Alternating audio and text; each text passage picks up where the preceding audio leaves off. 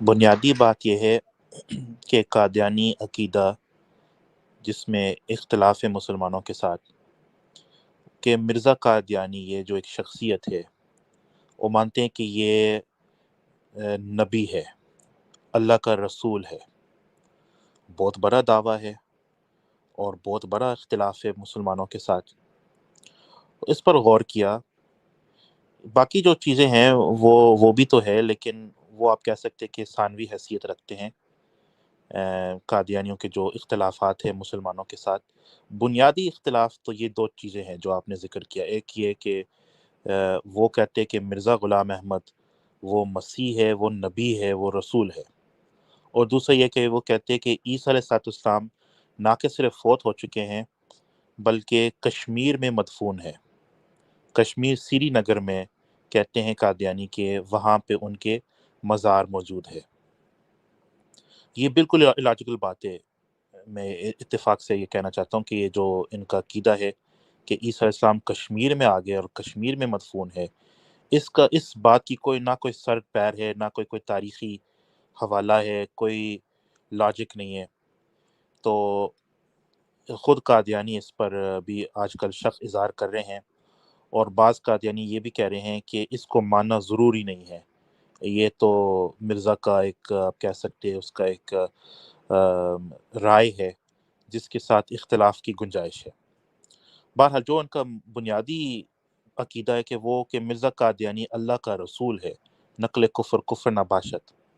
میں نے اس پر غور کیا کہ نبی اس کو کہتے ہیں جو مستقبل کا خبر دیتا ہے اللہ کی طرف سے، جو علم الغیب پا کر مستقبل کا خبر اظہار کرتا ہے اپنے قوم پر، تو یہ نبی کا بیسک ڈیفینیشن ہے۔ تو پھر مرزا قادیانی کو دیکھا کہ اس کے کئی پروفیسیز ہیں، اس کے کئی پیشن گوئی ہیں مستقبل کے متعلق جو پورا نہیں ہوئے، بالکل پورا نہیں ہوئے۔ یہاں پہ میں 2 3 4 ذکر کرتا ہوں۔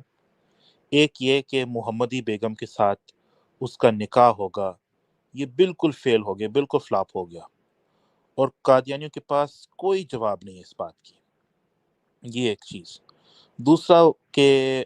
وہ کہتا تھا کہ عبداللہ آتم یہ ایک عیسائی مشنری تھا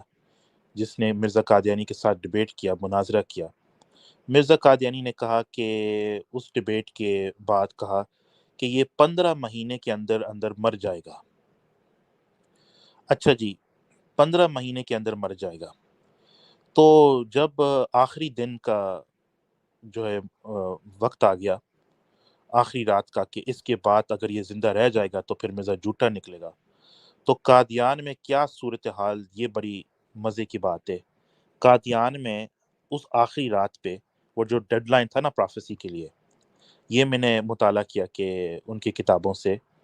سیرت المہدی اور دوسرے جو ان کی کتابیں ہیں، کہ قادیان میں قادیانی واویلا مچا رہے تھے اور گر گرا کر رو رہے تھے، یا اللہ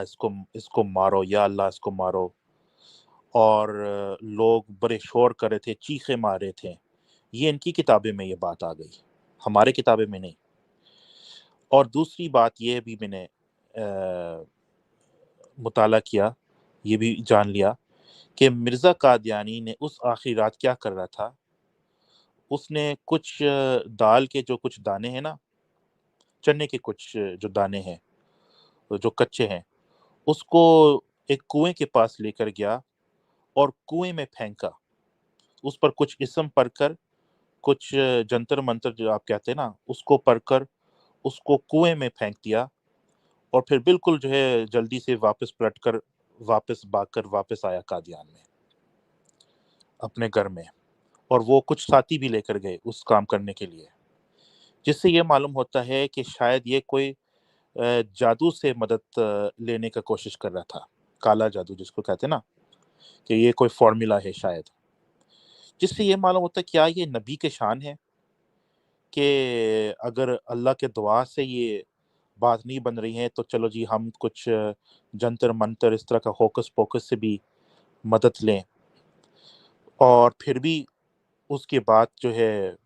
اگلا دن آیا تو خبر آیا کہ نہیں جی عبداللہ آتم ابھی بھی زندہ ہے، نہ کہ صرف زندہ ہے بلکہ امرتسر میں عیسائیوں کے ساتھ جشن ملا رہے ہیں۔ عیسائیوں نے اس کو اپنے کاندھے پر بٹھایا اور پورے شہر میں یہ جشن منا رہے ہیں، کیونکہ اس وقت یہ بات مشہور تھا نا کہ مرزا قادیانی مسلمانوں کا مناظر ہے، مسلمان کو اسلام کو ریپرزینٹ کر رہا ہے، اور یہ عبداللہ آتم عیسائی مذہب کو ریپرزینٹ کر رہا ہے۔ تو عیسائیوں نے یہ پراپیگنڈا کیا نا کہ یہ عیسائی مذہب کا فتح ہے، یہ اسلام کا شکست ہے، نعوذ باللہ۔ دیکھو اسلام کا مناظر نے کہا